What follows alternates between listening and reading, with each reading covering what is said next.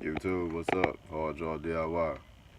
Today we're gonna be working on the same Impala we was working on the other day, 2011 Impala. We're gonna be changing the rotor. We did the pads on all of them, but one of the rotors was bad, so we gotta change that. And I'll show you the back of it and the causes of not changing your pads and letting them wear down too much, what you'll do, what kind of damage it'll cause. Alright, let me flip this around so you can see. I can get some explanations going. I'll walk you through it as I do the job like usual. Alright, I got our wheel off. Of course, have my jack stands and a jacking station. And here, same way, we took our caliper off with the top and bottom bolt. We're gonna do the same thing. This time, we also have to take the housing off. Same thing, top and bottom bolt. For our caliper, we're looking at a 14 millimeter. For our housing, we're looking at a 13. And once we get those off, for this particular car, some rotors that don't have a screw in them like this one does. They're called floating rotors. It means when you take your wheel off, you'll see the rotor just dangling around on the lugs themselves. This one's not a floating rotor. We have a screw in it, a star bit, and this particular one will take a 30.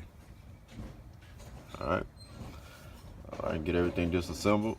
I'll show you how to take the rotor off, put it back on, put everything back together. We're good to go. Alright, got our caliper off, got our brake pad housing off. Done the video. One thing I meant to show y'all last time about these calipers. Remember I was telling you about the C-clamp. Well, some of them you can't push back with the C-clamp. The piston spins. Brakes contracted, this piston will turn to push the pads together against the rotor. Can't push it back, so obviously you have to turn it back counterclockwise. You can use a pair of pliers, or they have a kit at the auto parts store. You can rent and get your money back when you finish with it, and it'll help you turn this piston back. Alright, got everything off. Got our screw loose. Like I said, this is not a floating rotor. Once you get that off, see, there you go. The floating rotor will not have this screw in it. You just slide it on, and it goes on with your lug nuts. Your lug nut, and that's how it stays seated. But like I said, this is not a floating rotor. Take this off. Show you what happens when you don't change your pads on time. There you go. As you can see, all the grooves in it. It's worn down, uneven wear. When your pads wear out, you start to get to the metal, this is what happens to your rotor. Alright, and I'll show you the new one.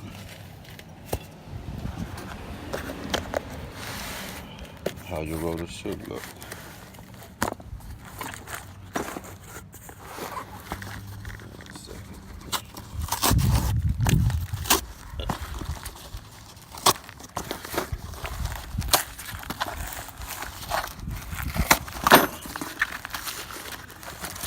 Bear with me on one hand.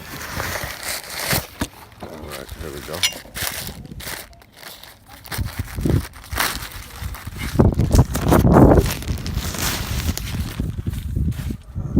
This is our new one. There you go. See on the inside? Smooth, no cuts. Hi, sir. How you doing today? Hello, how you doing? Alright, like I say, that's the front of our rotor. This is where your lugs will go in, and that's where your screw will go. Alright, put this on for you, give you an idea what I'm talking about. Now, of course, you can't just go on any kind of way. You have to line it up with the screw. So, put it on, make sure the holes line up. Boom, there we go, perfect fit. This is simple. It's replacing the screw. As always, like I say, start off with the hand tightening. Make sure you don't cross thread.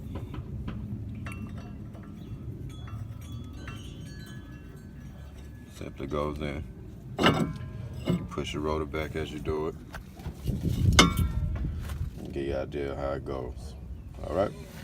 And like I was saying before, when you take your pad housing off, you don't have to take your pads out. You already have them set.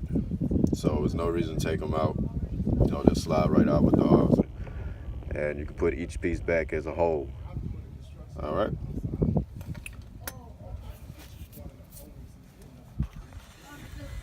All right. Put everything back.